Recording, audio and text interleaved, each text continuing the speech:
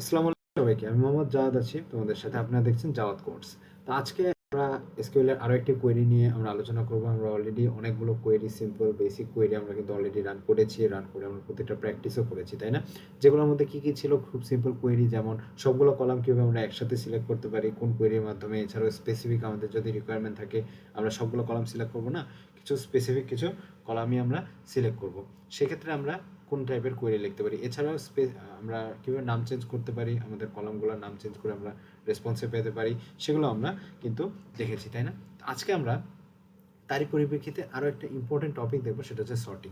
সর্টিংয়ের সামনে আরও কিছু ভিডিও আসবে, তবে এটা হচ্ছে সর্টিংয়ের এসকিউএল সর্টিংয়ের ফার্স্ট ভিডিও। আচ্ছা, সর্টিং জিনিসটা কি সিম্পলি বলতে চাই, তাহলে আমরা বিভিন্ন ই কমার্স অ্যাপে কিন্তু সর্টিংয়ের ব্যাপারটা দেখেছি, যে আমরা প্রাইসিং নিয়ে সর্টিং করতে চাই, চিপেস্ট ফার্স্ট, অর্থাৎ সবচেয়ে কম দামিটা ফার্স্টে দেখো, হায়েস্টটা লাস্টে দেখো, এই টাইপের সর্টিং আমরা দেখি। এছাড়াও কিছু নাম ওয়াইজ সর্টিং হয়, যে A to Z সর্ট করো, তো বিভিন্ন টাইপের কিন্তু সর্টিং হয়ে থাকে। তো এরকম অলরেডি অটোমেটিক্যালি সর্ট করা ডাটা আমরা কীভাবে এসকিউএল এর ডাটাবেস থেকে ডিরেক্ট এক্সট্রাক্ট করে আমরা রেসপন্সে শো করতে পারি, কোন কোয়েরি লিখলে আমরা এই ধরনের রেসপন্স পেতে পারি, সেটাই আমরা আজকে আলোচনা করব। তা আমরা সরাসরি চলে যাই সেখানে। এখন একটু খেয়াল করি যে আমরা অলরেডি কোয়েরি ডাটা এই প্র্যাকটিসগুলো আমরা অলরেডি করে ফেলেছি, তাই না?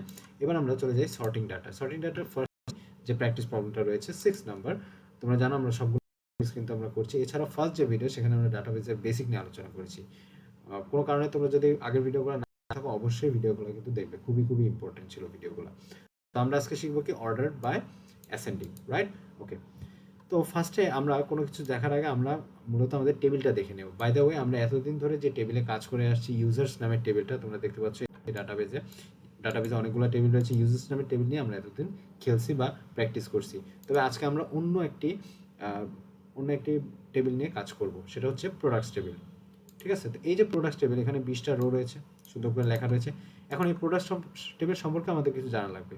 যদি আমরা যে টেবিল নিয়ে কাজ করব, সেই টেবিল নিয়ে বেসিক যদি আমাদের জানা না থাকে, তাহলে আমরা সেখানে কীভাবে টাস্কটা কমপ্লিট করবো বা কীভাবে স্কোর কোয়েরি দেখবো, তাই? তো ফার্স্টে আমরা কলামগুলোর পরিচিতি দেখে নিই। যে আইডি নামের কিছু কলাম রয়েছে, আইডি নামের কলাম রয়েছে নেম, প্রোডাক্টের নাম, প্রোডাক্টের ডেসক্রিপশন, প্রোডাক্টের প্রাইস এবং প্রোডাক্টের স্টক। আর কিছু তথ্য রয়েছে, এগুলো ইম্পর্টেন্ট না। এখন স্টকের ডাটা টাইপ কী হবে? অবশ্যই ইন্টিজার, যে কয়টা স্টকে আছে ওই প্রোডাক্ট, একই প্রোডাক্ট বা ওই মডেলে। তারপরে ওই মডেলের প্রাইস কি, ওই প্রোডাক্টের ডেসিমেলে থাকে অবশ্যই। তবে প্রোডাক্টের ডেসক্রিপশন, আসলে প্রোডাক্টটা আসলে কি, কিসের প্রোডাক্ট, কি কাজ করে, বেনিফিট কি, এই যে ডেসক্রিপশনটা, সেটা কি অবশ্যই স্ট্রিং হয় বা টেক্সট হয়, আমরা জানি। তো এগুলো হচ্ছে মূলত তাদের ডাটা টেবিল নিয়ে আমরা ছোটোখাটো ধারণা কিন্তু নিয়ে নিলাম। এরপরে আমাদের কি করতে হবে? এরপর আমাদের ফার্স্টে যেটা করতে হবে, সেটা হচ্ছে আমাদের টাস্কটা দেখে নিতে হবে, এবং টাস্কটা খুব ভালোভাবে বুঝতে হবে। যদি আমরা টাস্কটা সুন্দরভাবে বা ক্লিয়ারলি না বুঝতে পারি, তাহলে আমরা এসকিউএল কোয়েরি লিখতে পারবো না। আর যদি একবার টাস্কটা বুঝে যাই, তাহলে এসকিউএল কোয়েরি লেখা কোনো ব্যাপার না। তো বেসিকটা আমাদের ক্লিয়ার হবে। তাহলে আমাদের এখানে সুন্দর করে টাস্কটা লেখা আছে।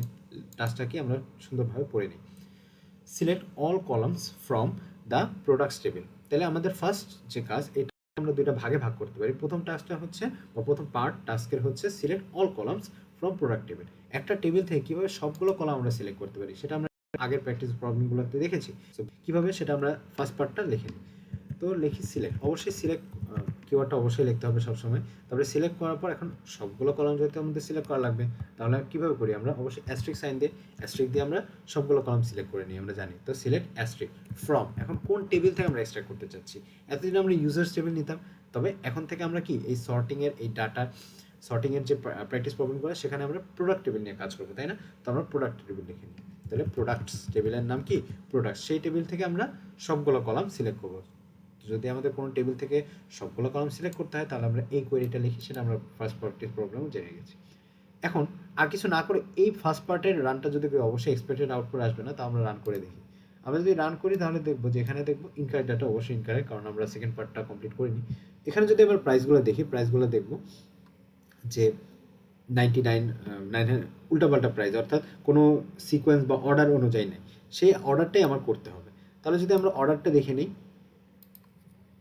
অর্ডারটা যদি আমরা একটু খেয়াল করি, তাহলে আমরা অর্ডারটা কীভাবে করবো, বা কোন কলাম ওয়াইজ, একটা নির্দিষ্ট কলাম ওয়াইজ, কলাম তো অনেকগুলো রয়েছে, আমরা দেখতে পাচ্ছি আইডি, নেম, তারপরে কি ডেসক্রিপশন, অনেক টাইপেরই ডাটা বেস এবং অনেকভাবেই আমরা অর্ডার করতে পারি। কিন্তু আমাদের কি বলা হয়েছে?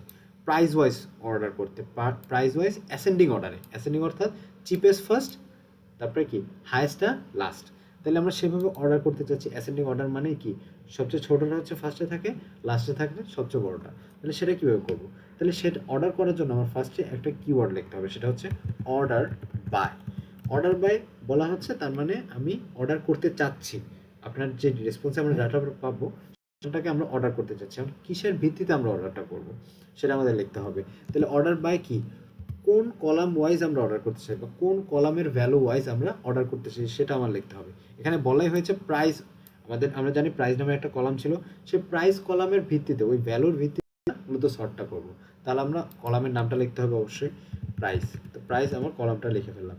এখন অর্ডার বাই প্রাইস আমরা তো লিখে ফেললাম কোন কলামের ভ্যালু অনুযায়ী আমরা অর্ডার করবো। এখন ওই ভ্যালুগুলোকে কোন অর্ডারে নিব, আমি কি অ্যাসেন্ডিং অর্ডারে নিব অর্থাৎ ছোট থেকে বড়, নাকি ডিসেন্ডিং অর্ডারে অর্থাৎ বড় থেকে ছোট, সেটা আমার আগে বলতে হবে। তাহলে আমার টাস্কে বলা হয়েছে অবশ্যই অ্যাসেন্ডিং অর্ডার অর্থাৎ চিপেস্ট ফার্স্ট, অর্থাৎ ছোটোটা সবার ফার্স্টে থাকবে। তাহলে অ্যাসেন্ডিং অর্ডারে আমরা যদি এসকিউএলে লিখতে চাই সেক্ষেত্রে আমার অ্যাসেন্ডিংয়ের যে শর্ট ফর্ম ASC সেটা লিখে দিলেই এনাফ।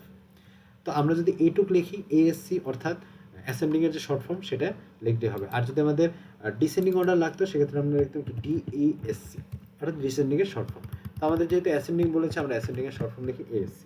এটা লিখে দিলে এখন যদি আমরা রান কলামে রান কমান্ড যেটা রয়েছে বা রান বাটন, এই রান কোয়েরি বাটনে প্রেস করি ইয়াহু, আমরা কিন্তু আমাদের যে এক্সপেক্টেড আউটপুট বা এক্সপেক্টেড রেজাল্টটা রয়েছে সেটা পেয়ে গেলাম। তাহলে আমরা যদি এটা বড় করে দেখি আমাদের আউটপুটটা, এখন দেখো 9 প্রাইস থেকে শুরু হয়েছে। এখানে দেখতে পাচ্ছি প্রাইস যেই কলামটা রয়েছে 9 থেকে শুরু হয়েছে, 14, 19 সুন্দর করে 19, 24 দেখতে পাচ্ছ যে সবচেয়ে ছোট সবচেয়ে কম যে প্রাইসটা ছিল, কম প্রোডাক্টের প্রাইসটা সেটা ফার্স্টে আসলো। তারপর সিরিয়ালি আস্তে আস্তে আস্তে আস্তে প্রাইসটা বাড়া শুরু করলো, অর্থাৎ যেটা আমরা অ্যাসেন্ডিং অর্ডার সম্পর্কে জানি সেই অ্যাসেন্ডিং অর্ডারে কিন্তু আমাদের রেজাল্টটা এসে পড়লো এবং এটা ছিল আমাদের কি এক্সপেক্টেড রেজাল্ট। তো আমরা এক্সপেক্টেড রেজাল্টটা পেয়ে গেলাম, অর্থাৎ আমাদের টাস্কটা কমপ্লিট হয়ে গেছে। সো আমরা সবাই মিলে টাস্কটা কমপ্লিট করলাম। তো এই ছিল আজকের ভিডিও। আরও কিছু সর্টিং নিয়ে ভিডিও আসবে। সর্টিংয়ের বেসিকটা আমরা দেখলাম, সর্টিং কি অ্যাসেন্ডিং অর্ডার হতে পারে, সর্টিং ডিসেন্ডিং অর্ডারও হতে পারে, আবার টেক্সট বেস সর্টিংও হতে পারে। আমরা যেটা করলাম সেটা কি নাম্বার ওয়াইজ বা আমরা প্রাইস ওয়াইজ সর্টিং করলাম।